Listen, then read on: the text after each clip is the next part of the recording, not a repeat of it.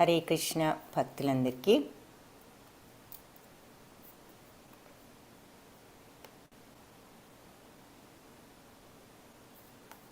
ఓం అజ్ఞానతిమిరాంధస్య జ్ఞానాంజనశలాకయా చక్షురున్మిలితం యేన తస్మై శ్రీగురవే నమః.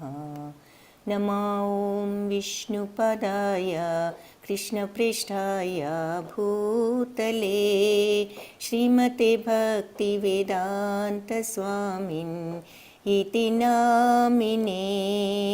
नमस्ते सरस्वती देवी गौरवाणी प्रचारिणी निर्विशेषा शून्यवादी पाश्चात्यदेशधारिणी. हे कृष्णा करुणा सिंधो दीनबंधो जगत्पते गोपेश गोपिका कांता राधा कांता नमोस्तुते. तप्त कांचन गौरांगी राधे वृंदावनेश्वरी वृषभानुसुते देवी प्रणमामि हरिप्रिये.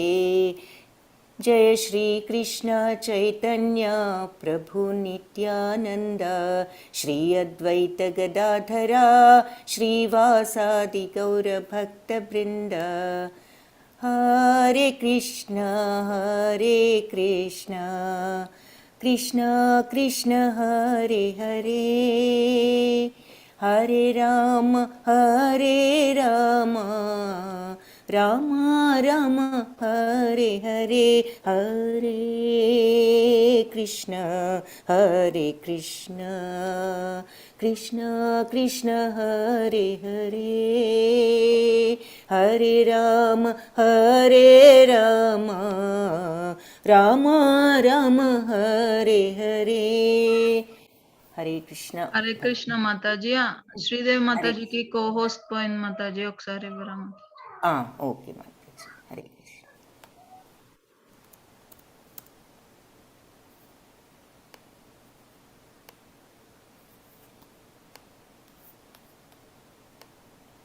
ఓకే మాతాజీ.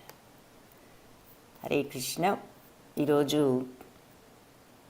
6వ అధ్యాయం ఆత్మ సంయమ యోగము. సో కర్మయోగంలో ఆఖరి అధ్యాయం అన్నమాట. మొదటి 6 కర్మయోగం.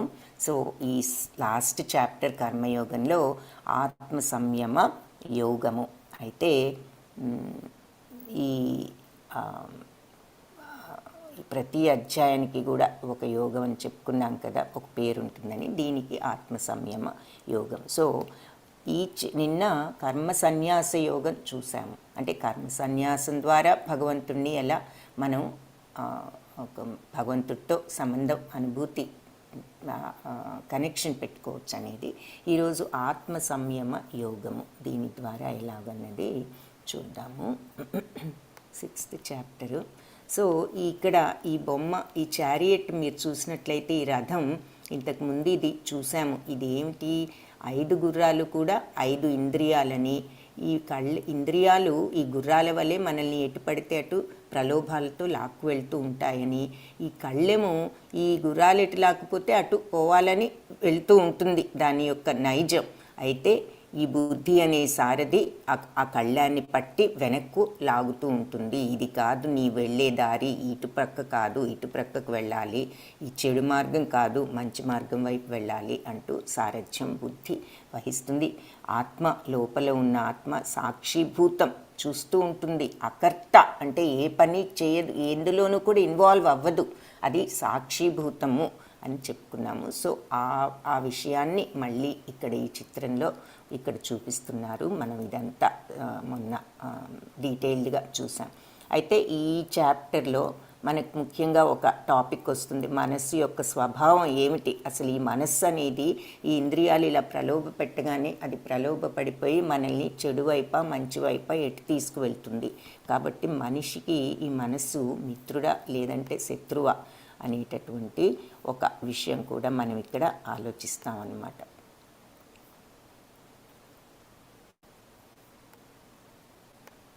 మొట్టమొదట భగవాన్ వాచతో ప్రారంభం. ఆత్మ సంయమ యోగము, ధ్యాన యోగము అని కూడా అంటున్నారు. శ్రీభగవానువాచ అనాశ్రిత కర్మఫలం కార్యం కర్మ కరోతి ససన్యాసీ చ యోగీ చ న నిరగ్ని న చాక్రియః. సో అనాశ్రిత కర్మఫలం, కర్మఫలాన్ని ఎవరైతే ఆశ్రయించరో, ఆపేక్షించరో, కోరుకోరో, దాని మీద ఆసక్తి చూపరో, కార్యం కర్మ అనాశ్రిత కర్మఫలం, కర్మఫలం మీద ఆశ్రయం లేకుండా, ఆసక్తి లేకుండా, కార్యం కర్మ కరోతి, కర్మకార్యాలు ఆ రకంగా చెయ్యాలి. అలా చేసినవాడు ససన్యాసి, అతను సన్యాసి, చ యోగి చ యోగి కూడా, ననిరగ్ని నచాక్రియ, అంతేకాని అగ్నిహోత్రాలు చేయటము, తర్వాత ఏమిటంటే అక్రియ అంటే కర్మలు మానేసి నేనేమి చేయను, ఏదో ఉంటాను ఇలా అకర్తగా, అప్పుడు నాకు ఏది బంధనాలు అంటుకోవు అని చెప్పి పనులు మానేసి కూర్చున్నవాడు కాదు. అగ్నిహోత్రాది అంటే ఏదో అగ్నిహోత్రాది అంటే ఏమిటి, యజ్ఞాలు అవి చేసినంత మాత్రాన వాళ్ళు సన్యాసులు అవ్వరు. ఎవరు సన్యాసులు అవుతారు నిజమైన సన్యాసులు అంటే అనాశ్రిత కర్మఫలం, కర్మఫలాన్ని ఎవరైతే, ఆశ్రయానికి ఆపోజిట్ అనాశ్రితం అన్నమాట, ఎవరైతే ఆశ్రయించరో, ఎవరైతే కర్మఫలాల మీద ఆసక్తి చూపరో, ఆ రకంగా కర్మ చేసిన వాళ్ళు సన్యాసి, వాడే సన్యాసి, చ యోగి చ, అతనే యోగి కూడా. అంతేకాని నా నిరగ్ని, అగ్నిహోత్రాది కర్మలు చేసిన అక్రియ, పనులు చేయకుండా నేను అకర్తగా ఉండిపోతాను అనుకున్న వాళ్ళు సన్యాసులు అవ్వరు. తన కర్మఫలాల పట్ల అపేక్ష లేకుండా కర్తవ్యాలను ఆచరించేవాడు సన్యాసాశ్రమంలో ఉన్నవాడు, అతడే నిజమైన యోగి. అంతేగాని అగ్నిహోత్రాది కర్మలు మానివేసినంత మాత్రాన కాదు. సరే, మనస్సు యొక్క స్వభావం ఏమిటి, అది శత్రువా మిత్రుడా అన్నది కూడా చూస్తాం.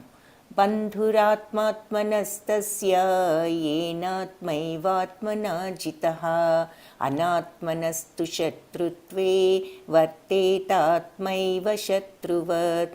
సో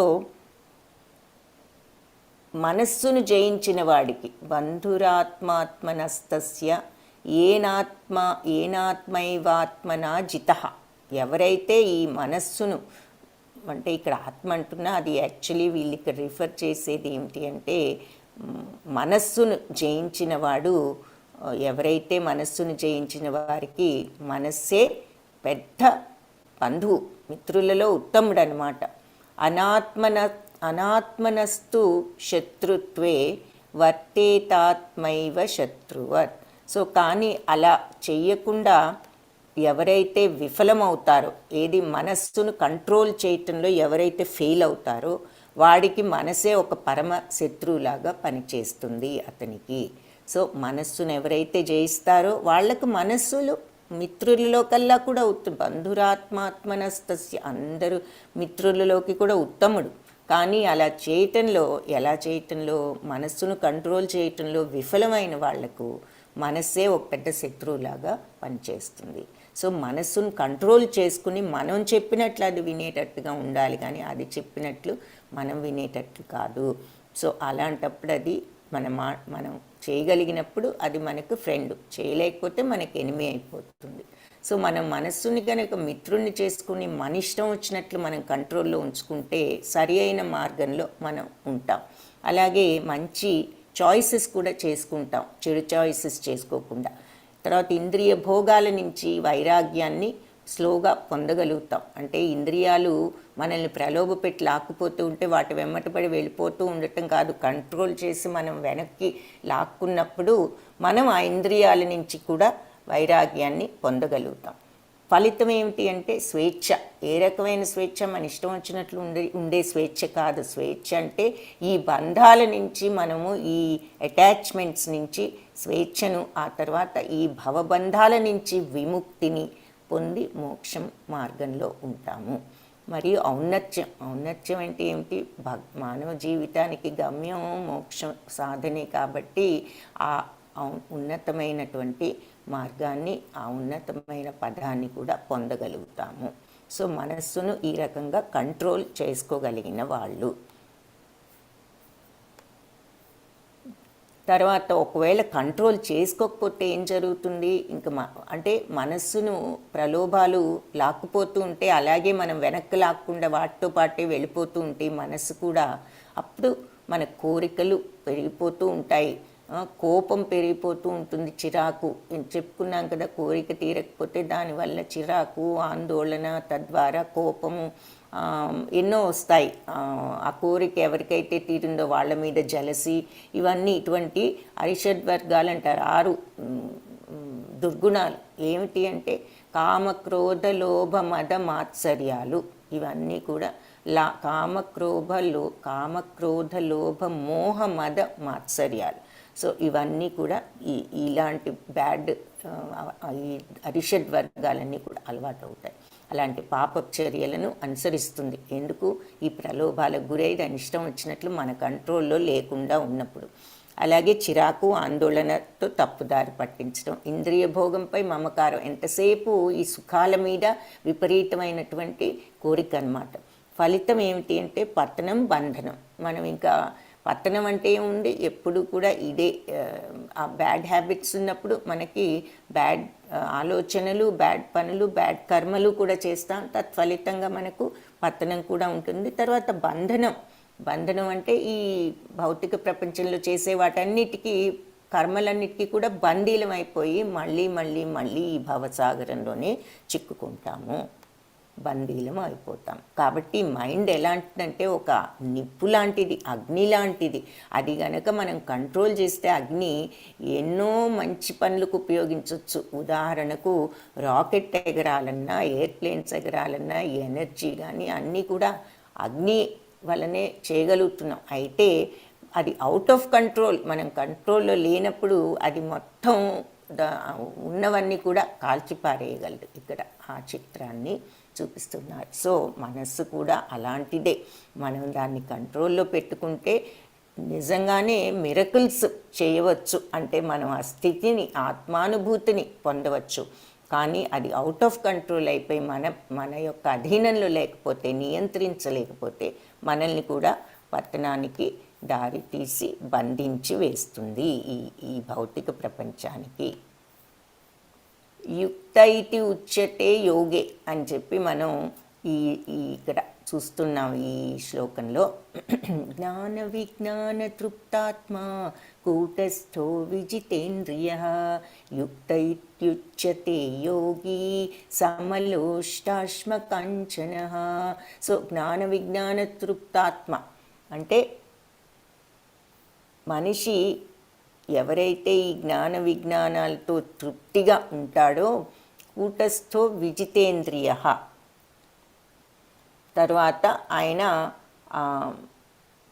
యుక్త ఇతి, అతడు ఈ ఆత్మానుభవంలో నెలకొడినటువంటి యోగిగా పిలువబడతాడు. యుక్త ఇత్యుచ్యతే యోగి, అతడు అంటే దివ్యత్వంలో నెలకొని విజితేంద్రియ, ఇంద్రియాలను జయించగలుగుతాడు, ఇంద్రియాలను కంట్రోల్ చేసుకోగలుగుతాడు. ఈ రకమైనటువంటి యోగి, ఇలాంటి దివ్యత్వంలో నెలకొన్నటువంటి యోగి సమలోష్టాశ్మ కాంచన. వాళ్ళు అష్టాశ్మ కాంచన అంటే మట్టి, రాళ్ళు, బంగారము ఇవన్నీ కూడా సమానంగా ఒకే దృష్టితో చూస్తారు, సమత్వంతో చూస్తారు. ఎవరు? ఇటువంటి యోగంలో నియుక్తులై ఉన్నవాళ్ళు. యుక్త ఇత్యుచ్యతే యోగి, ఇటువంటి యోగంలో నియుక్తులై ఉన్న యోగులు. అంటే యోగా అంటే కనెక్షన్ విత్ గాడ్ అని చెప్పుకున్నాం.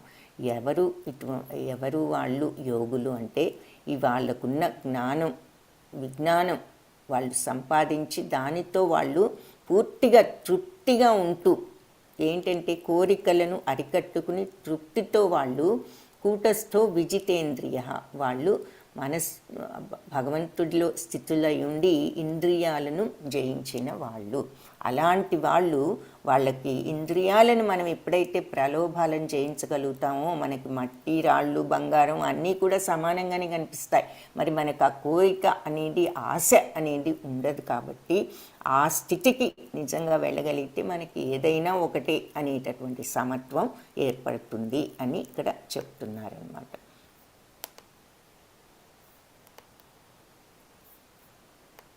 మనిషి తను పొందినటువంటి జ్ఞాన విజ్ఞాన విచక్షణచే నిజంగా సంతుష్టుడు తృప్తితో ఉన్నట్లయితే అయినట్లయితే తృప్తి పడితే అంటే కోరికలను అరికట్టుకోగలిగితే ఆత్మానుభవంలో నెలకొన్న వానిగా చెప్పబడి యోగిగా పిలువబడతాడు. ఎవరైతే ఆ జ్ఞానంతో ఎప్పుడు కూడా అంటే తృప్తి ఉన్నవాడే ధనవంతుడు అంటారు. ఎంత ధనం ఉన్నా కూడా కోరికలు తీరకపోతే అది వాడు నిజంగా వాళ్ళు ధనవంతులు అనటానికి లేదు. కాబట్టి ఎవరైతే కోరికలు లేకుండా ఉంటారో వాళ్ళే అందరిలోకి the most content person is the richest person అని ఇంగ్లీష్లో కూడా చెప్తారు. అలాగే ఎవరైతే తృప్తిగా ఉంటారో వాళ్ళే అన్నిటికంటే ఆనందంగా ఉండగలరు, అందరికన్నా తృప్తిగా ఉండగలరు, అందరికంటే ఆ రకంగా వాళ్ళే ధనవంతులని చెప్పుకోవాలి. కాబట్టి వాళ్ళు అలా జ్ఞాన విజ్ఞానంతో అలా తృప్తిగా ఉండేవాళ్ళు తృప్తాత్మ సంతుష్టులుగా ఉన్నప్పుడు వాళ్ళని యోగి అని పిలువబడతారు. ఆత్మానుభవంలో నెలకొన్నప్పుడు అంటే నేను ఈ బాడీ కాదు, ఇవన్నీ నా బాడీకి నా ఆత్మకి ఇవేవి కూడా ఇంపార్టెంట్ కాదు. ఎందుకంటే ఆత్మకి సహజంగానే ఆనంద స్థితిలో ఉంటుంది ఆత్మ. అది దాని యొక్క స్థితియే సచ్చిత్తానంద. అంటే ఆత్మకు సహజమైన ఆనందం ఉంది. కానీ అన్ఫార్చునేట్గా మనకి ఎందుకు అది భగవదంశ కాబట్టి అన్ఫార్చునేట్గా మనం ఈ మాయలో పడిపోయి ఈ ఆత్మను మాయతో కప్పివేసి చూడలేకపోతున్నాం అన్నమాట ఈ ఆనందాన్ని మనం. కాబట్టి ఈ భౌతిక ప్రపంచంలో కనిపించే సుఖాల వల్లే ఆనందం వస్తుంది అనుకుంటున్నాం, కానీ అసలు మనలో నిక్షిప్తంగా దాగి ఉన్నటువంటి ఆ ఆత్మలో ఉన్న ఆనందాన్ని మనం అనుభవించలేకపోతున్నాం ఈ మాయ వలన. సో ఎవరైతే ఆ ఆత్మానుభూతిని ఆత్మను ఆ రకంగా అనుభూతి చెందగలుగుతారో, దర్శించగలుగుతారో, ఆత్మ సాక్షాత్కారం తెచ్చుకోగలుగుతారో ఈ జ్ఞాన విజ్ఞానాలతో, వాళ్ళు అలా కోరికలు అన్నీ కూడా ఈ భౌతిక ప్రపంచానికి సంబంధించినవే అని అర్థం చేసుకుని వాళ్ళు ఎప్పుడు కూడా ఆత్మానందంలో ఉంటారు. కాబట్టి వాళ్ళు దివ్యత్వంలో నెలకొని ఆత్మనిగ్రహంతో ఆ స్థితికి వెళ్ళినప్పుడు ఆత్మ మనకి కనిపించే సుఖాలు ఇవన్నీ బాడీకి సంబంధించినవి, లోపల ఉన్న ఆత్మకి ఇవేవి కూడా పట్టవు. దానికి సహజంగానే ఆనందం ఉందని తెలిసినప్పుడు మట్టి అయినా ఒకటే, రాయి అయినా ఒకటే, బంగారం అయినా ఒకటే, వాళ్ళు ఆ స్థితిలో ఉంటారు. నిజంగా ఆత్మను అనుభవం చెందిన వాళ్ళు, ఆత్మానుభూతి తెలిసిన వాళ్ళు అని ఈ శ్లోకాల్లో చెప్తున్నారు. ఇకపోతే అష్టాంగ యోగం అంటే ఏమిటి అన్నది చూద్దాము. ఈ చాప్టర్లో చెప్తారు. యోగా అంటే భగవంతుడితో కనెక్షన్ అని అనుకున్నాం సింపుల్ వర్డ్స్లో. అంటే ఎవరైతే ఆ ఆత్మ ఆ సహజ స్థితిని ఎవరైతే అనుభూతి చెందగలుగుతారో, ఆ ఆనందంలో లీనమై ఉంటారో వాళ్ళు యోగులు. అంటే అప్పుడే మనం భగవంతుణ్ణి అర్థం చేసుకున్నట్లు, ఆయన స్థితిని మనం తెలుసుకున్నట్టు. ఎందుకు? సచ్చిత్తానందమైన ఆత్మ భగవదంశమే కాబట్టి అది అర్థం చేసుకుని దానిని చవిచూడగలిగితే భగవంతుణ్ణి చవిచూచినట్లే. సో ఈ కనెక్షన్ ఎలా పెట్టుకోవచ్చు భగవంతుడితో అంటే కర్మయోగం ద్వారా. ఇప్పటి వరకు చూసాం. ఏమిటది? నిష్కామ కర్మ. అంటే కర్మఫలాల పట్ల ఆసక్తి లేకుండా భగవంతుని ప్రీత్యర్థం భగవంతుడి కోసం చేస్తున్నాను అనుకునే విధంగా కర్మ చేస్తాం, నిష్కామ కర్మ. ఆ రకంగా మనము భగవంతుణ్ణి ఆత్మను మనం దర్శించవచ్చు. ఇకపోతే జ్ఞానయోగం ద్వారా, అది చివరి 6 అధ్యాయాల్లో చూస్తాము. అష్టాంగ యోగం ద్వారా కూడా అది సాధ్యము, అది ఇప్పుడు చూడబోతున్నాము. భక్తి యోగం రేపటి నుంచి చూస్తాం. భక్తి ద్వారా ఎలా మనం భగవంతుణ్ణి ఆత్మను దర్శించవచ్చు అని. అష్టాంగ యోగ అంటే ఏమిటి అన్నది చూద్దాం. సో ఈ చక్రం 8, అష్ట అంటే 8, అది మనందరికీ తెలుసు. సో 8 దశలుగా ఉన్నటువంటి యోగము ఏమిటి? ఆ 8 దశలు ఇక్కడ మనకు కనిపిస్తున్నాయి, చూడండి అందరూ. మొట్టమొదటిది యమ. అంటే యమ అంటే ఏమిటి? అవుట్వర్డ్ డిసిప్లిన్స్ అన్నమాట. అంటే మనం చేసేటటువంటి పనులన్నీ, అంటే శుచిగా లేవటం, ప్రొద్దున్నే లేవటం, ఒక క్రమశిక్షణతో మనం ఉండటం. సో అది మనకు అవుట్వర్డ్ డిసిప్లిన్ అన్నమాట. సో దాని ఒక పద్ధతిగా ఉండటము, టైంకి చేయవలసిన పనులు చేయటం, అవన్నీ ఇప్పుడు తెల్లవారుజామున లేవటము, మనం చేయవలసినవి కాలకృత్యాలు అవి తీసుకోవటం, ఆ తర్వాత చేయవలసిన టైంలో మనం ఈ పూజలు కానీ మన ప్రేయర్స్ కానీ అన్నీ ఒక డిసిప్లిన్గా ఉండటం. నియమం అంటే ఇంటర్నల్ డిసిప్లిన్స్, అంటే మనస్సును కూడా మనం కంట్రోల్ చేసుకోవటం అన్నమాట. అంటే కొంచెం మనస్సును కూడా చెడు ఆలోచనలు లేకుండా మన ఆధీనంలో ఉంచుకుని ఈరోజు చేస్తామా, ఈరోజు చేయలేంలే అనేటటువంటివన్నీ వదులుకుని ఒక నిష్టతో మనస్సును కంట్రోల్లో ఉంచుకోగలగటం. ఆ నిష్ట అనేది ఉండాలి. నిష్ట అంటే ఏమిటి? శ్రద్ధ అనేది ఉండాలి, డిసిప్లిన్ అనేది ఉండాలి. అది నెక్స్ట్ ఆసన. ఆసన అంటే పాస్చర్, కూర్చోటం. సో ఇక్కడ ఏంటి? శరీరాన్ని నియంత్రించటం అన్నమాట. ఇది మన ఇష్టం వచ్చినట్లు కూర్చుని అలా కాదు, ఒక ఆసనం ఒక పద్ధతిలో కూర్చోవాలి. సో అది ఏమిటి? శరీరాన్ని కూడా కంట్రోల్లో పెట్టడం. ఇష్టం వచ్చినట్టు కూర్చోకుండా నువ్వు ఇదే పొజిషన్లో కూర్చోవాలి అని బాడీని కూడా కంట్రోల్లో పెట్టుకోవటం. ఆ తర్వాత ప్రాణాయామం అంటే ఏమిటి? బ్రెత్ కంట్రోల్, ఊపిరిని కూడా కంట్రోల్ చేయటం. మన ఇష్టం వచ్చినట్టు పీల్చకుండా ఒక నియమిత పద్ధతిలో ప్రాణాయామ, మీరు వినే ఉంటారు ప్రాణాయామం అన్నమాట. ఇలా పీల్చి ఒక ముక్కులో నుంచి కొంచెంసేపు దాన్ని 1 నిమిషం ఎంతసేపు పీలుస్తాం అంతసేపు దాన్ని ఉంచుకుని మళ్ళీ రెండో ముక్కులో నుంచి వదలటం, మళ్ళీ అటు నుంచి పీల్చి కొంచెంసేపు, ఎంతసేపు పీల్చటం ఎంతసేపు పడుతుందో అంతసేపు దాన్ని ఉంచుకుని మళ్ళీ రెండో వైపు నుంచి వదలటం. దీన్ని ప్రాణాయామ అని అంటారు. సో ఊపిరిని కూడా ఒక పద్ధతిగా మనం పీల్చి వదలటం అన్నమాట. సో ఊపిరిని కూడా కంట్రోల్ చేయటం, బ్రెత్ని. పోతే ప్రత్యాహార. ప్రత్యాహార అంటే ఆహారం ఉన్నది కాబట్టి ఫుడ్ కంట్రోల్ అని అనుకోవద్దు. ఫుడ్ అంటే నోటికి ఫుడ్ ఆహారం, మరి ముక్కుకి ఏమిటి ఆహారం? వాసన ఆహారం. కంటికి ఆహారం ఏమిటి? మన కంటి ముందు కనిపించేవన్నీ కంటికి ఆహారమే. చెవులకు ఆహారం ఏంటి? శబ్దమే చెవులకు ఆహారం. మరి స్పర్శకు ఏది తగులుతుందో స్పృశించేదంతా కూడా స్పర్శకు ఆహారం. కాబట్టి ప్రత్యాహార అనగానే ఫుడ్డు, భోజనమే అని మీరు అనుకోవద్దు.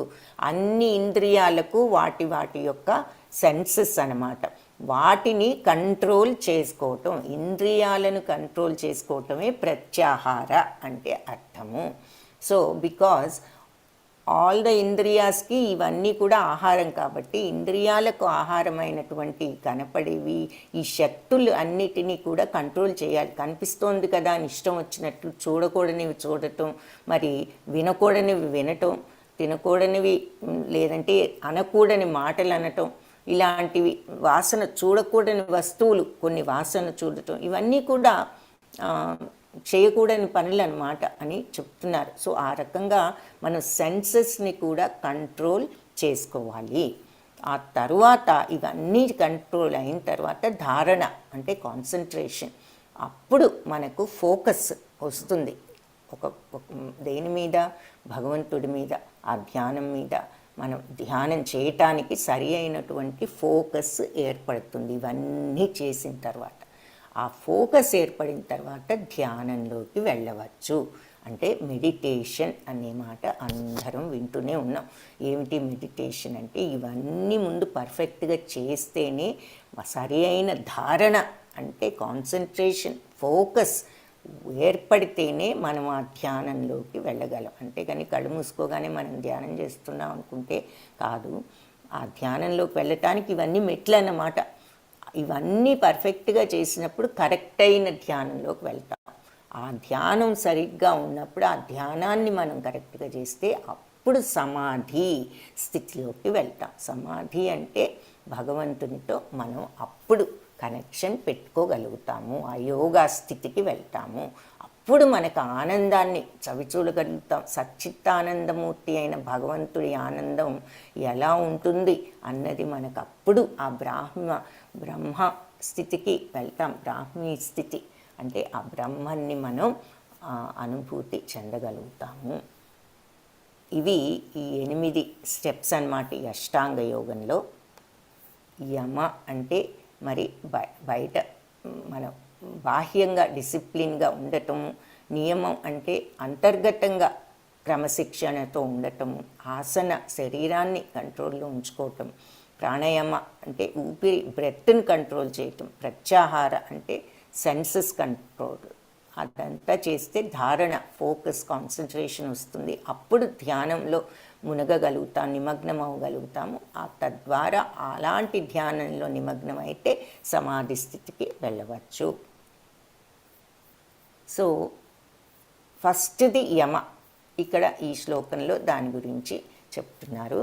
యోగి యుంజీత సతతం ఆత్మానం రహసి స్థితః ఏకాకీయత చిత్తాత్మా నిరాశీర పరిగ్రహ. సో యోగి సర్వదా దేహాన్ని, మనస్సును, ఆత్మను భగవంతునిలోనే వినియోగించాలి. అంటే ఆయన యొక్క ధ్యానంలోనే, అంటే ఆయన యొక్క ఆలోచనలోనే ఉండాలి. మన బాడీ ఏమిటి, మైండ్ ఏమిటి, ఆత్మ ఏంటి అన్నీ కూడా. అతడు ఏకాంత ప్రదేశంలో, ఏకాకి యత చిత్తాత్మ అంటే ఏకాంత ప్రదేశంలో ఒంటరిగా జీవిస్తూ ఎల్లప్పుడూ జాగ్రత్తగా మనస్సును నిగ్రహించాలి. నిరాశీర పరిగ్రహ అంటే ఆశలను వదిలి ఏమి పరిగ్రహించకుండా ఉండాలి. అంటే ఈ ఇంద్రియాల వల్ల కలిగే ప్రలోభాలనేవి స్వీకరించకుండా ఉండాలి. అందుకని కళ్ళకి ఏదైనా కనిపిస్తే ప్రలోభ పడిపోకూడదు, ఏదైనా వినిపిస్తే అటు ప్రలోభ పడిపోకూడదు, లేదంటే అది ఇది తినాలి అని. ఈ ఇంద్రియాలన్నింటినీ కూడా ఇంద్రియాల వల్ల వచ్చే ఆహారాన్ని పరిగ్రహించకుండా ఉండాలి, స్వీకరించకుండా ఉండాలి ఆ ఇంద్రియాలు చూపించేటటువంటి ఆహారాన్ని అని చెప్పి ఇక్కడ చెప్తున్నారు. సో మనస్సును, దేహాన్ని, ఆత్మని భగవంతుడి సంబంధంలో వినియోగించి ఏకాంత ప్రదేశంలో ఒంటరిగా ఉంటూ మనస్సును నిగ్రహించి ఆశలను వదులుకుని ఏమీ కూడా పరిగ్రహించకుండా, సో మనస్సును, ఇంద్రియాలను నిగ్రహించుకుని ఉండాలి ఇలా ఏకాంత ప్రదేశంలో. యుక్త, అందుకే ఇక్కడ చిత్రంలో చూపిస్తున్నారనమాట. ఒక అడవిలో ఈ యోగి ధ్యానం చేయటం, భగవంతుణ్ణి తలుచుకుంటూ, అది మనకు ఇక్కడ చూపిస్తున్నారు. యుక్తాహార విహారస్య. సో మనం ఫస్ట్ది యమ అంటే ఎక్స్టర్నల్గా ఇది అనమాట, బాడీ డిసిప్లిన్. ఒక్కళ్ళే ఉంటూ మరి మనస్సుని నిగ్రహించుకుంటూ ఒక అరణ్యంలో ఏకాంత ప్రదేశంలో ఉండటం. ఆ తర్వాత నియమ అంటే యుక్తాహార విహారస్య యుక్త చేష్టస్య కర్మసు యుక్త స్వప్నావబోధస్య యోగో భవతి దుఃఖః.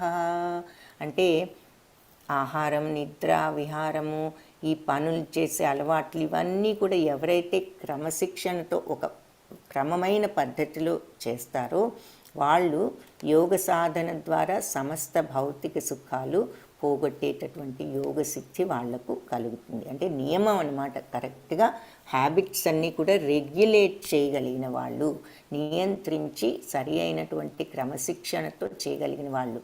ఎలాంటివి బేసిక్ హ్యాబిట్స్ నుంచి మొదలుకొని, ఉదాహరణకు తినటం లిమిట్గా తినాలి, నిద్ర లిమిట్గా తినాలి, అతి నిద్ర ఉండకూడదు, అతిగా తినటం ఉండకూడదు. విహారం అంటే అటు ఇటు మనస్సు, బాడీ కూడా తిరగటం, మనస్సును కూడా కంట్రోల్ చేసుకోవాలి. విహారం అంటే శారీరక షికారులే కాదు, మనస్సును కూడా అటు ఇటు మన ఇష్టం వచ్చినట్టు పోతూ ఉంటుంది. ఒక్కొక్క నిమిషానికి ఎన్నో వేల మైలు ప్రయాణం చేసి అటు ఇటు తిరుగుతూ ఉంటుంది మనస్సు. సో ఆ మనస్సు యొక్క విహారాన్ని కూడా కంట్రోల్ చేయాలి. పనుల అలవాట్లు, మనం చేసే యుక్త చేష్టస్య కర్మసు, మనం చేసేటటువంటి పనులు వీటన్నిటినీ కూడా డిసిప్లిన్డ్గా ఎవరైతే చేసుకుని ఉండగలరో వాళ్ళు యోగ సాధన ద్వారా సమస్త భౌతిక సుఖాలు పోగొట్టేటటువంటి యోగ సిద్ధి, సమస్త భౌతిక దుఃఖాలు పోగొట్టేటటువంటి యోగ సిద్ధి వాళ్లకు కలుగుతుంది ఈ యోగ సాధన ద్వారా అని చెప్పి చెప్తున్నారు. సో ఇక్కడ మళ్ళీ 8 స్టెప్స్ చూపిస్తున్నారు. యమ అంటే ఏంటి, మనం చేయవలసిన పనులు. నియమాలు అంటే సానుకూల సూచనలు. నియమం అంటే చెయ్యకూడనివి, నియంత్రించవలసినవి. మనస్సు, తర్వాత ఈ నిద్ర, ఆహారం అన్నిటినీ కూడా కంట్రోల్ చేసుకోవటం, మనస్సును కంట్రోల్ చేసుకోవటం. ప్రతికూల నిషేధాలు అంటే నియంత్రించుకోవటం. యమ అంటే చేయవలసిన హ్యాబిట్స్, ఎలా ఉండాలి, పద్ధతిగా ఎలా ఉండాలి, డిసిప్లిన్గా ఎలా ఉండాలి, ఒక్కరే చక్కగా కూర్చోవాలి, అదంతా చెప్పారు. మనం ఏకాకిగా ఉండాలి, అవన్నీ ఫస్ట్. నెక్స్ట్ మనం ఏది చేయకూడదు, మైండ్ని ఏ రకంగా కంట్రోల్ చేసుకోవాలి. నియమ. ఆసనం, మనం శరీరాన్ని కూర్చునే పోజు ఎలా కూర్చోవాలి, అంటే మన బాడీని ఎలా కంట్రోల్ చేసుకోవాలి, ప్రాణాయామ అంటే బ్రెత్ని ఎలా కంట్రోల్ చేసుకోవాలి, శ్వాసను కూడా నియంత్రించటం, ప్రత్యాహార అంటే ఇంద్రియాలను కంట్రోల్ చేసుకోవటం, ఇంద్రియ ప్రలోభాలన్నింటినీ మనం వెనక్కి లాగటానికి ప్రయత్నించటం, అది చూపించినవన్నీ చూసేయటము, మరి వినిపించినవన్నీ వినేయటము కాకుండా మనము వాటికి అతీతంగా ఉండగలగటము, ఇంద్రియాలను నియంత్రించటం, ఉపసంహరించుకోవటం అంటే అర్థం అది. మనం చూస్తున్నా కూడా ఎఫెక్ట్ కాకుండా ఉండగలగటం, వింటున్నా మన కాన్సన్ట్రేషన్ దాని మీద లేకుండా మనం చేసేటటువంటి పని మీద, ఈ ధ్యానం మీద ఉండగలగటం. అలా ఇప్పుడు అడవిలో ఉంటూ సపోజింగ్ పక్షులు అరుపులు అవి ఇవి వినిపించవచ్చు ఇలా చేసే యోగులకి, కానీ వాళ్ళు వెంటనే కళ్ళు తెరిచి ఏమిటి ఇదేం పక్షి అదేం పక్షి ఇదేం జంతువు అని వాళ్ళు చూడరు, వాళ్ళ యొక్క ధ్యానంలోనే వాళ్ళు ఉంటారు. సో వాళ్ళకి ఇంద్రియాలకు అవి మెకానికల్గా వినిపిస్తూ ఉంది చెవుకి, కానీ వాళ్ళకి అదేమి కూడా మైండ్కి స్ట్రైక్ అవటంలా ఆ సౌండ్ ఏమిటి అన్నది. సో వాళ్ళ ఇంద్రియాలను ఉపసంహరించుకున్న వాళ్ళు, ఇంద్రియాలకు అతీతంగా ఉన్నవాళ్ళు అనమాట. సో ఈ ఇంద్రియాల యొక్క ఎఫెక్ట్ ఏమి వాళ్ళ మీద లేదు. ఆ స్థితికి వెళ్ళటమే ప్రత్యాహారం అంటే అది. ధారణ అంటే ఇంద్రియాలు మనకి సప్లై చేసేటటువంటి సౌండ్లు కానీ ఇవన్నీ కూడా మనల్ని ఏమీ ఎఫెక్ట్ చేయకుండా ఉండే స్థితికి వెళ్ళగలగటం. ధారణ ఈ స్థితికి వెళ్ళిన తర్వాత మనకు అప్పుడు కానీ ఆ కాన్సన్ట్రేషన్ రాదు, అంతే కదా. మరి పక్షి సౌండ్ రాగానే వీళ్ళు కళ్ళు తెరిచి ఆ పక్షి ఏమిటి ఈ జంతువు సౌండ్ ఏదో వచ్చింది ఏమిటిది అని కళ్ళు తెరిస్తే ఇంకా వాళ్ళకి ధ్యానం ఎక్కడ కుదురుతుంది. అవన్నీ వదిలేసి సౌండ్లు వచ్చినా కూడా వాళ్ళకి ఏమాత్రం ఎఫెక్ట్ లేకుండా వినిపించినా వినిపించినట్టు స్థితికి వెళ్తేనే వాళ్ళు ఈ కాన్సన్ట్రేషన్ ధారణ అనేది చేయగలుగుతారు. అప్పుడు అలాంటి ధారణ చేస్తేనే ధ్యానం చేయగలం. భగవంతుడి మీద ధ్యానం చేయాలంటే అటువంటి ఫోకస్ అవసరము. అప్పుడు విష్ణువుపై ధ్యానం సాధ్యపడుతుంది. అప్పుడు అలాంటి ధ్యానంతో సమాధి, మైమరచుట, పూర్తి శోషణ, లోపల ఉన్నటువంటి సచ్చిత్తానంద స్వరూపాన్ని మనం అనుభూతి చెందగలి ఆ ఆనందం ఎలాంటిదో అప్పుడు తెలుసుకుంటాం. ఆ బ్రహ్మన్ అనేటటువంటి స్థితికి వస్తాము అన్నమాట. ఆ నిత్యానందం అది కంప్లీట్ ఆత్మ సహజానందాన్ని మనం అప్పుడు చూడగలుగుతాము, అనుభవించగలుగుతాము ఆ ఆనందాన్ని. సమాధిలో పరిపూర్ణత ఏమిటి అంటే ప్రశాంత మనసంహీనం యోగి. అలా ఆ పరిపూర్ణంగా కరెక్ట్గా ఈ స్టెప్స్ అన్నీ చేసిన వాళ్ళు ఆ పరిపూర్ణత, ఆ సమాధి వస్తే ఆ పరిపూర్ణత ఏమిటి అంటే అని అలాంటి వాళ్ళు ఎలా ఉంటారు అంటే ప్రశాంతమనసం హీనం యోగినం సుఖముత్తమం ఉపైతి శాంతిరజసం బ్రహ్మభూతం అకల్మషం. సో ప్రశాంత మనస్సుతో ఉంటారట వాళ్ళు. ఇలా ఎప్పుడైతే ఈ ఆత్మ దర్శనం వాళ్ళకు కలుగుతుందో, ఆత్మానుభూతి, వాళ్ళు ప్రశాంత మనస్సుతో ఉంటూ హీనం యోగినం, వాళ్ళకి ఈ కామక్రోధం ఇలాంటివన్నీ కూడా ఈ ఉద్రేకాలకు, ఉద్రేక కారణాలకు వాళ్ళు అతీతులుగా ఉంటారు. ఇలాంటి యోగులు వాళ్ళు ఆ పరమ సుఖంలో ఉత్తమమైన సుఖాన్ని వాళ్ళు పొందుతారు. ఉపైతి శాంతిరజసం. సో వాళ్లకు ఆ శాంతి అనేది శాంతరజసం బ్రహ్మభూతం అకల్మషం. సో వాళ్లకు ఈ కల్మషాలు కానీ ఇవన్నీ ఏమీ ఉండవు అని చెప్తున్నారు. అంటే ఈ బ్రహ్మము అని ఆ భగవంతుని అనుభూతి చెందితే ఏమవుతుంది, ఆనందం అంటున్నాము, వాళ్ళు స్థితి ఏమిటి, వాళ్ళు ఎలా ఉంటారు అని కనుక మనకి డౌట్ వస్తే వాళ్ళ స్థితి ఇలా ఉంటుంది అని చెప్పేసి ఈ శ్లోకాలు వివరిస్తున్నారన్నమాట.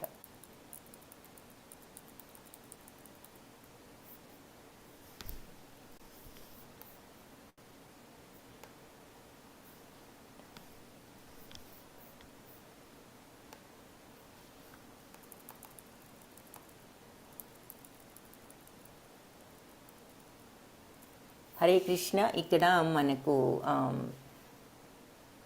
యూత్ గ్రూప్ వాళ్ళు ఒక్కసారి హ్యాండ్ రైజ్ చేయండి అమ్మా. Hare Krishna. Youth groupers hand raise చేయండి.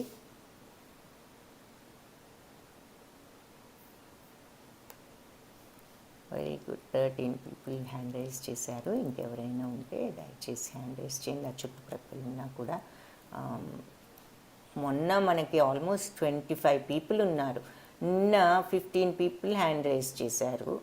ఈరోజు సోఫార్ 14 పీపుల్ హ్యాండ్ రైజ్ చేశారు. మీరు ఆ చుట్టుప్రక్కల ఇంకెక్కడైనా ఉన్నా కూడా దయచేసి వచ్చి ఒక్కసారి హ్యాండ్ రైజ్ చేయండి. 16 సోఫార్ 15. ఇంకెవరైనా అటు ఎక్కడైనా పక్కన ఉంటే దయచేసి వచ్చి ఒక్క నిమిషం హ్యాండ్ రైజ్ చేయండి.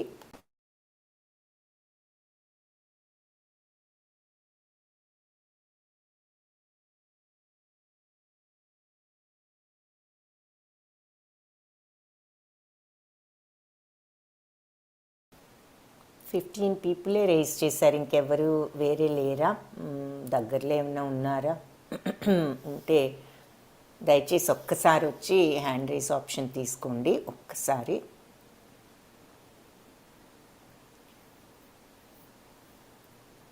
సో ఫార్ మనం 15 పీపుల్ చూసాం కాబట్టి 17. Very good, very good. Please come and raise your hand. దగ్గరలో ఎవరైనా ఉంటే దయచేసి వచ్చి ఒక్కసారి హ్యాండ్ రేజ్ చేయండి. 17 పీపుల్ రేజ్ చేశారు. ఇంకెవరైనా ఉంటే దయచేసి హ్యాండ్ రేజ్ చేయండి. ఓకే, హరే కృష్ణ, ధన్యవాదాలు. ఇప్పుడు హ్యాండ్ ఓవర్ చేసుకోండి. Thank you. సో ఈ శ్లోకం ప్రశాంత మనసం హ్యేనం యోగినం సుఖముత్తమం ఉపైతి శాంతిరజసం బ్రహ్మభూతం అకల్మషం. సో ఎవరికైతే నాయందు మనస్సు లగ్నమైనటువంటి ఆ యోగి తప్పకుండా ఆధ్యాత్మిక ఆనందపు అత్యున్నత పూర్ణత్వాన్ని వాళ్ళు తెచ్చుకోగలుగుతారు. సో ఉపైతి శాంతిరజసం, రజోగుణానికి పరంగా ఉండేటటువంటి అతడు పరబ్రహ్మంతో తనకు గల గుణరీతి ఏకత్వమును ఎరిగి పూర్వకర్మ ఫలాలన్నింటి నుంచి కూడా అతను ముక్తుడు అవుతాడు. బ్రహ్మభూతం అకల్మషం. సో అతడు ఈ రజోగుణానికి వ్యతిరేకంగా ఉండేటటువంటి పరబ్రహ్మానికి ఈ రజోగుణాలు ఇవేమీ ఉండవు. అలాంటి పరబ్రహ్మతో ఏకత్వమును ఎరిగి, అంటే భగవంతునితో ఆ కలయిక జరిగితే ఎలా ఉంటుంది అనేది అతనికి అర్థమవుతుందన్నమాట. అలా అర్థమయ్యి పూర్వకర్మ ఫలితాలన్నిటి నుంచి కూడా విముక్తుడు అవుతాడు అని చెప్పేసి ఈ శ్లోకాల్లో చెప్తున్నారన్నమాట. సో అది ఇలాంటి ఈ స్థితికి వచ్చిన వాళ్ళకి ఏమవుతుంది, వాళ్ళ మైండ్ ఎలా ఉంటుంది అని గనక మనకు ఒక సందేహం వస్తే, ఇది అలా నాయందు మనస్సు లగ్నమైన యోగి తప్పకుండా ఆధ్యాత్మిక ఆనందంలో ఇక అత్యున్నత పరిపూర్ణతను పొందుతాడు. అంటే హైట్స్ ఆఫ్ ద స్పిరిచువాలిటీకి వెళ్ళిపోతాడనమాట. ఇంకా అంతకంటే పైకి వెళ్ళాల్సిన స్థాయి లేదు ఆధ్యాత్మికతలో. నాయందు మనస్సు లగ్నమైన యోగి అంత స్థితికి వెళ్తాడు.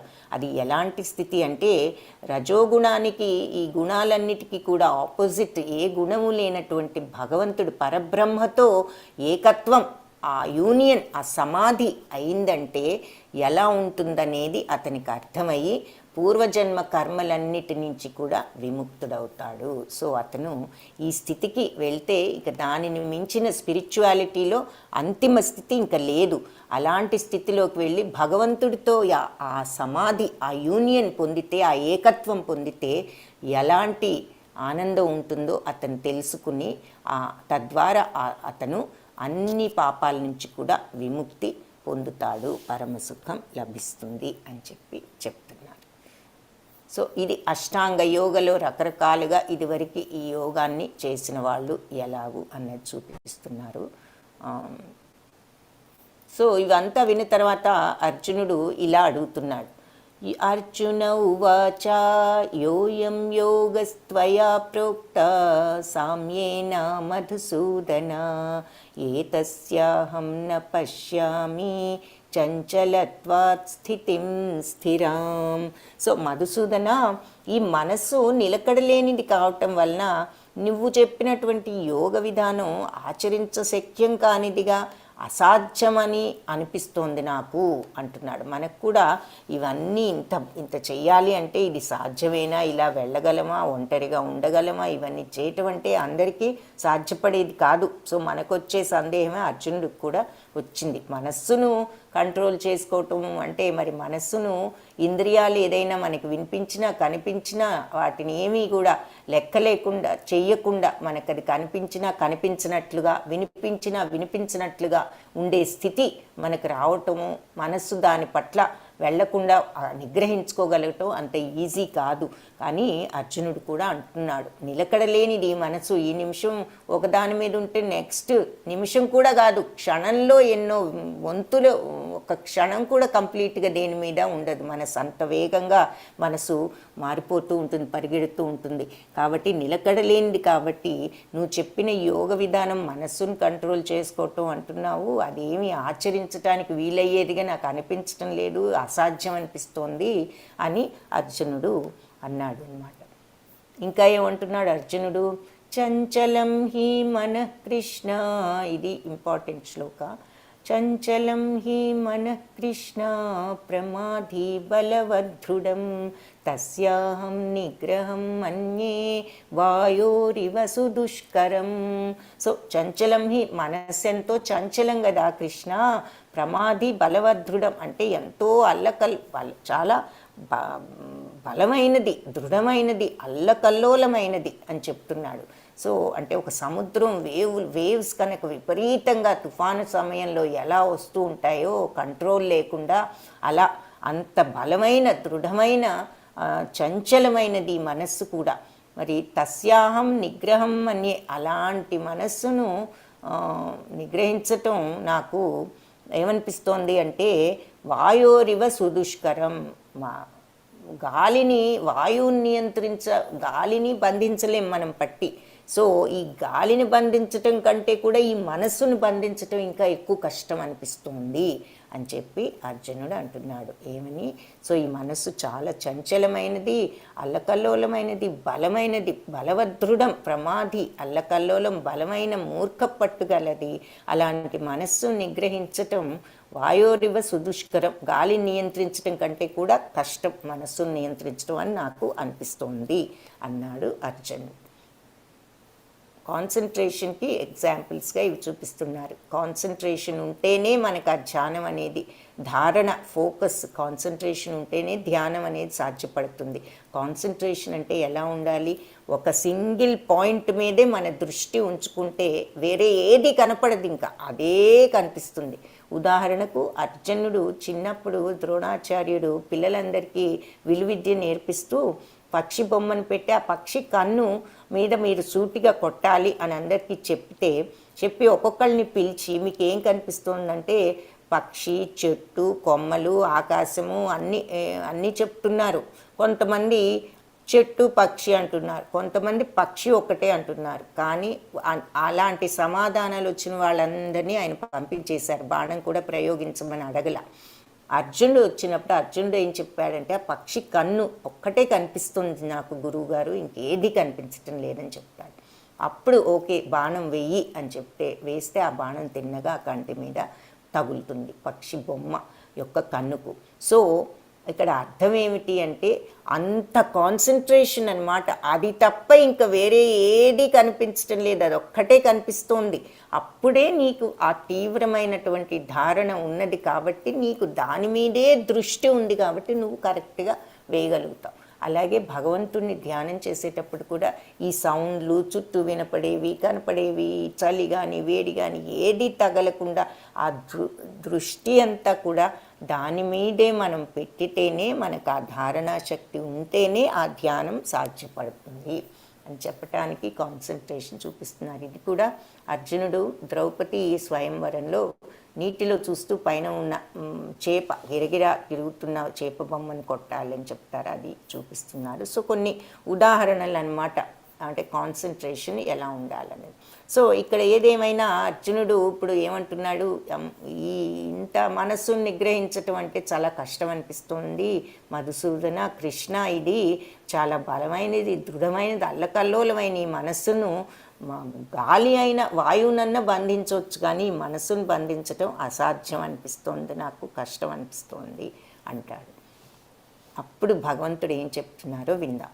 శ్రీ భగవానువాచ అసంశయం మహాబాహో మనో దుర్నిగ్రహం చలం అభ్యాసేన తు కౌంతేయ వైరాగ్యేన చ గృహ్యతే.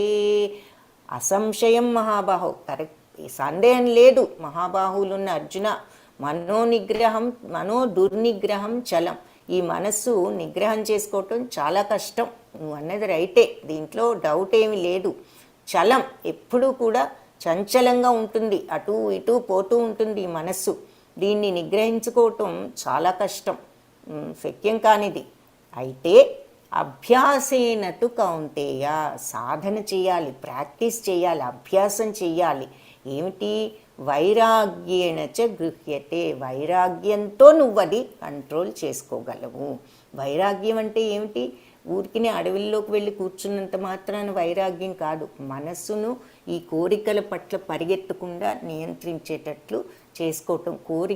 కోరికలు వేరు, మళ్ళీ అసలు ఆశ అనేది వేరు. ఈ ఆశలను నియంత్రించటం. సో ఈ ఆశను అరికట్టుకోటి ఎన్నో ఉంటాయి, అది కావాలి ఇది కావాలి, అవన్నీ కూడా ఏమిటి? అవసరం లేనివి కూడా మనకు. అది ఇక దురాశ కింద వస్తుందన్నమాట.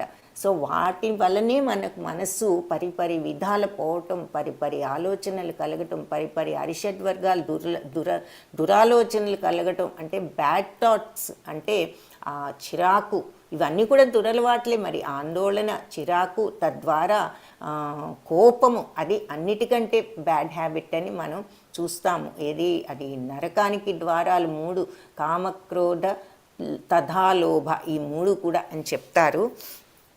కాబట్టి తస్మాత్ ఏతత్రయం త్యజేత్ అని కూడా ఒక శ్లోకంలో చూస్తాం మనం. కాబట్టి ఈ 3టిని మీరు వదిలేయండి. కామము అంటే విపరీతమైన ఆశలు, దురాశలు, కోరిక, దురాశ, ఇవన్నీ కూడా నరకానికి ద్వారాలు అని. కాబట్టి ఆ వైరాగ్యం అంటే ఈ మనస్సును అధీనంలో ఉంచుకుని ఈ ఆశల పట్ల పరిగెత్తకుండా, ఈ ఇంద్రియ ప్రలోభాల వల్ల కలుగుతున్న ఈ ఆశలు, ఏది చూస్తే అది కావాలని, ఏది వింటే అది, ఏది వాసన చూస్తే, ఏది చూస్తే ఏదైనా అంటే నోరు ఆపుకోలేక మనం ఇష్టం వచ్చినట్టు మాట్లాడటం కానీ, ఇష్టం వచ్చినట్లు టూ మచ్గా తినటం కానీ, ఇవన్నీ కూడా ఇంద్రియ ప్రలోభాలను మనం, దానివల్ల మనస్సు ఈ రకంగా చంచలం అయిపోతూ ఉంటుంది. ఆ మనస్సును మనం ఆ కోరికలను చంపుకుంటే, ఇంద్రియాలు చూపించినా మనం వాటికి లొంగకుండా ఉండగలిగితే, మనస్సు ఆ కోరికలని మనం అదుపులో పెట్టుకోగలిగితే, అలాంటి వైరాగ్యంతో, వైరాగ్యం అంటే వదులుకోవటం, త్యాగం చేయటం అని అర్థం. సో ఏమిటి వదులుకుంటున్నామంటే, ఈ ఇంద్రియాలు చూపించే ఈ ప్రలోభాలు, ఈ మానసికంగా ఈ కోరికలను మనం వదులుకోవటం అని అర్థం ఇక్కడ. సో అభ్యాసం, నిజమే నువ్వు అన్నది, చంచల స్వభావమైన ఈ మనస్సును నిగ్రహించటం చాలా కష్టమే. కానీ అభ్యాసేనతు కౌంతేయ, నువ్వు ఆ ప్రాక్టీస్ చెయ్యి. ఈ కోరికలను తగ్గించుకుంటూ రావటానికి అభ్యాసం చెయ్యి, సాధన చెయ్యి, ప్రాక్టీస్ చెయ్యి. అప్పుడు వైరాగ్యంతో అది సాధ్యపడుతుంది అని చెప్తున్నారనమాట. సో తగిన సాధన, వైరాగ్యముల ద్వారా దానిని నిగ్రహించవచ్చు. చంచల స్వభావమైన మనస్సును నిగ్రహించడం శక్యం కానిదనటంలో సందేహం లేదు.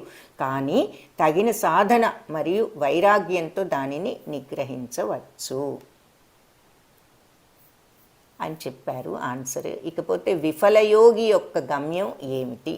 సో ఇదంత కష్టమైన మార్గం కాదు, కానీ చేయాలంటే మనం ఆ సాధన చేస్తూ ఆ వైరాగ్యంతో కోరికలను తగ్గించుకుని చేయవచ్చు.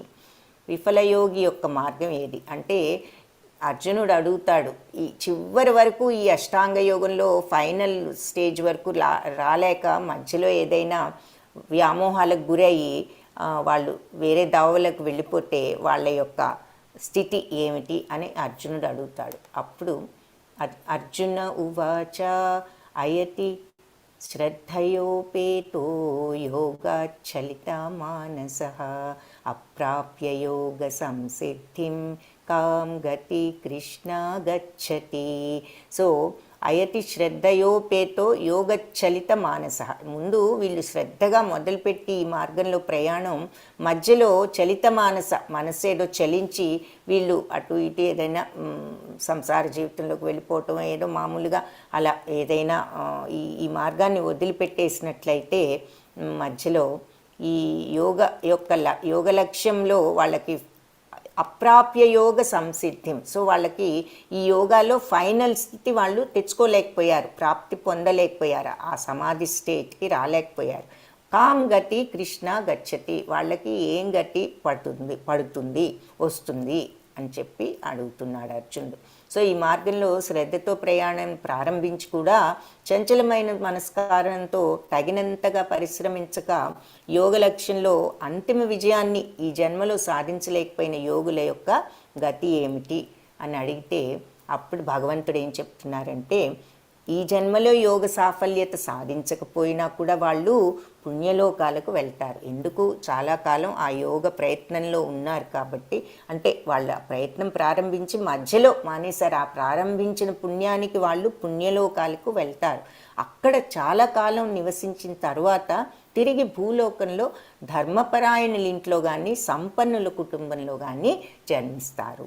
లేదా ఎంతో కాలం యోగాభ్యాసం వలన వైరాగ్యం వృద్ధి చెందిన వాళ్ళైతే, అంటే దాదాపు లాస్ట్ స్టేజ్ వరకు వచ్చి వాళ్ళు కనుక అప్పుడు ఫెయిల్ అయితే లాస్ట్లో దివ్యజ్ఞాన సంపన్నుల కుటుంబంలో పుడతారు. పుట్టి వాళ్ళు ఆ జన్మలో వాళ్ళు సక్సెస్ఫుల్గా యోగులు అవ్వగలుగుతారు. సో ఇదేది వేస్ట్ కాదు. ఆ జన్మ మనం ఒకసారి ఆ మార్గంలో ఉన్నాము అంటే అది పూర్తి చేయలేకపోయినా కూడా ఉన్నందుకు పుణ్యలోక ప్రాప్తి ఉంటుంది. తర్వాత సంపన్నుల కుటుంబంలో కానీ ధర్మపరాయణ ఇంట్లో కానీ పుడతారు. అలా కాకుండా ఇంకా ఎంతో కాలం చేసి చివరిలో ఫెయిల్ అయిన వాళ్ళు దివ్యజ్ఞాన సంపన్నుల కుటుంబంలో పుట్టి పూర్వజన్మ యొక్క పుణ్యంతో వాళ్ళకి అది గుర్తొచ్చి వాళ్ళు దాన్ని కంటిన్యూ చేసి ఆ జన్మలో సఫలీకృతులు అవుతారు అని చెప్పి చెప్తున్నారు. సో ఉత్తమమైన యోగి ఎవరు అని కనుక మనం ఇప్పుడు స్లోగా భక్తి యోగంలోకి మెల్లగా వెళ్తున్నామన్నమాట. తపస్విభ్యోధికో యోగి జ్ఞానిభ్యోపి మతోధికః కర్మిభ్యశ్చాధికో యోగి తస్మాద్ యోగి భవ అర్జున. సో తపస్సు చేసే వాళ్ళకంటే అధికంగా జ్ఞానం, శాస్త్రజ్ఞానం గల వాళ్ళకన్నా కూడా కర్మ ఆ తర్వాత ధ్యానం గొప్పవాడు కనుక నీవు ధ్యాన యోగాన్ని సాధించు అని చెప్పి అర్జునుడికి సలహా ఇస్తున్నారు.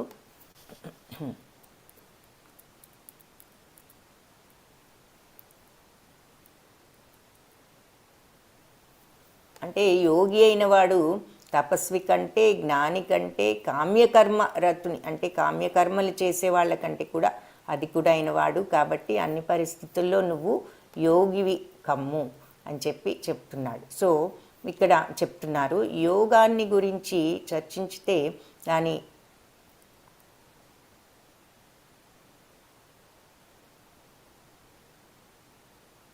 అంటే ఇక్కడ యోగము అని దేన్ని అంటున్నారు అంటే భక్తి యోగము, భగవంతుణ్ణి భక్తితో మనము ఉండగలగటము.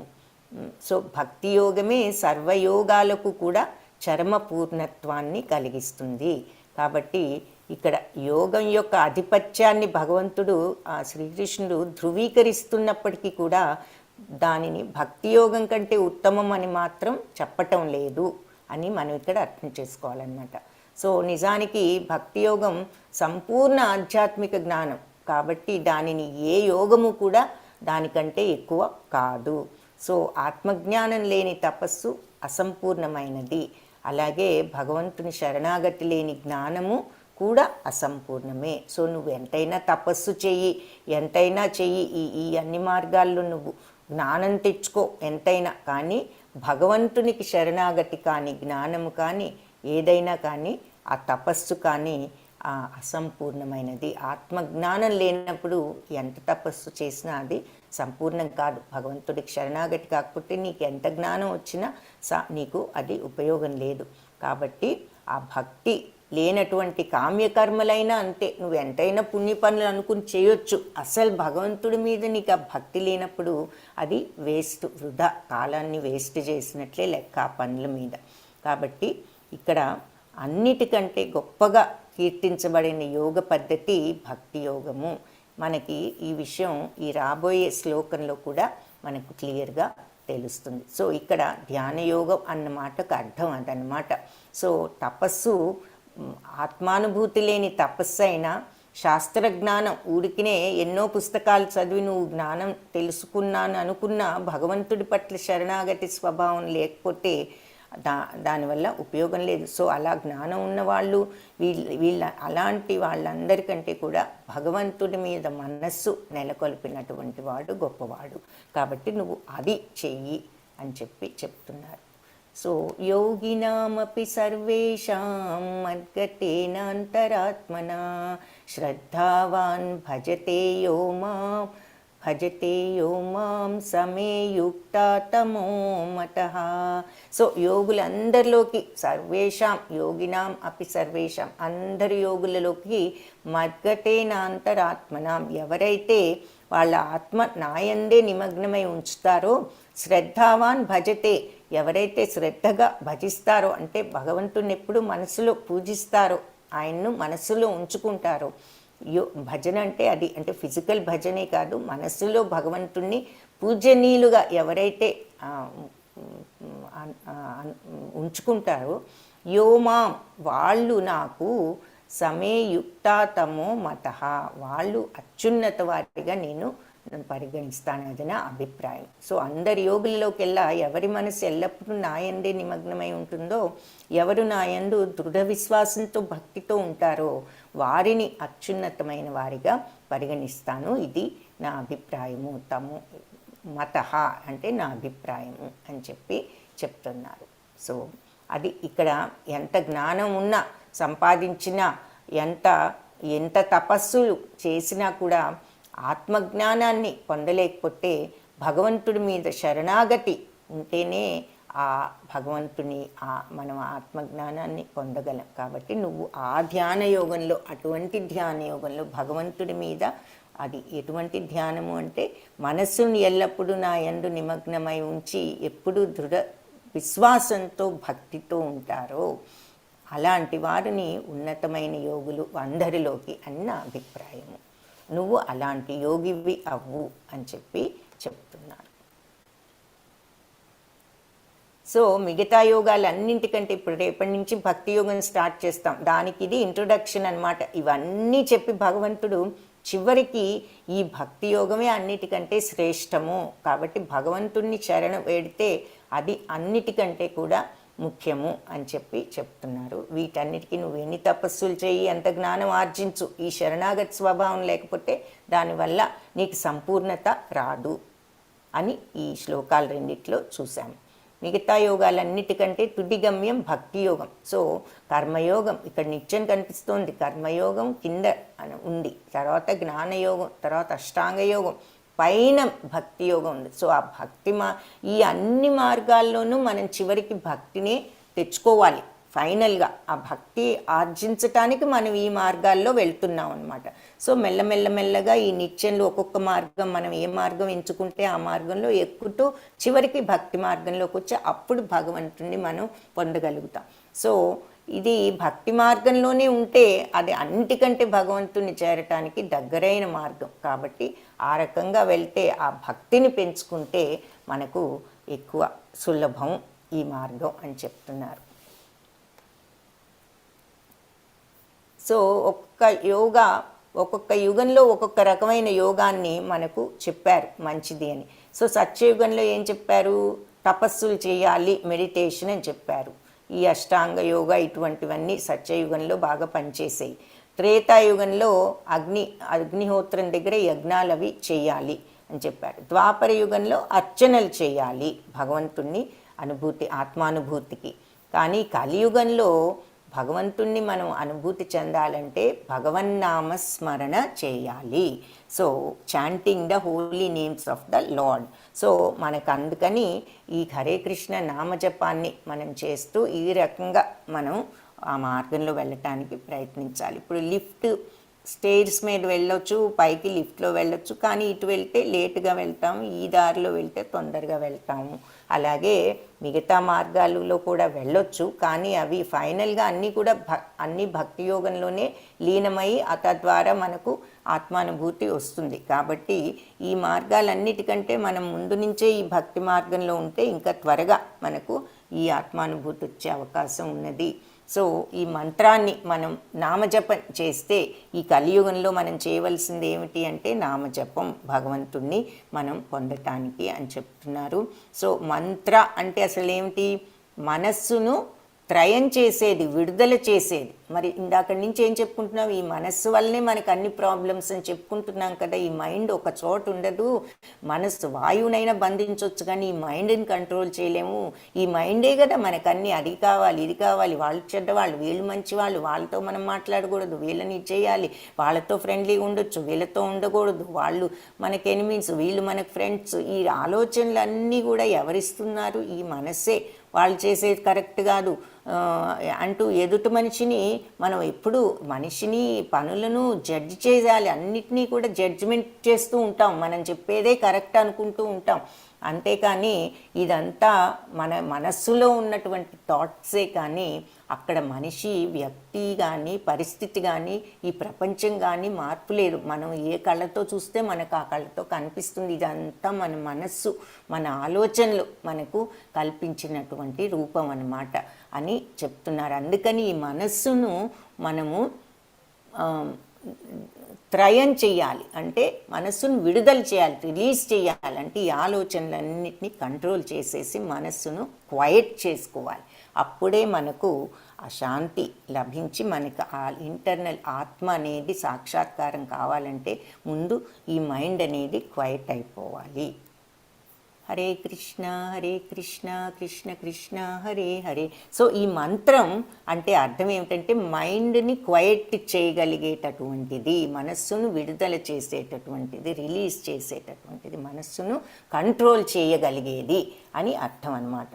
సో మన మంత్రం హరే కృష్ణ కృష్ణ కృష్ణ హరే హరే, హరే రామ రామ రామ హరే హరే అని మనం ఆ మంత్ర జపంతో సంతోషంగా, అంటే ఆ తృప్తితో ఉండవచ్చు, ఆ స్థితి తెచ్చుకోవటానికి ప్రయత్నించవచ్చు. కృష్ణం వందే జగద్గురు. హరే కృష్ణ.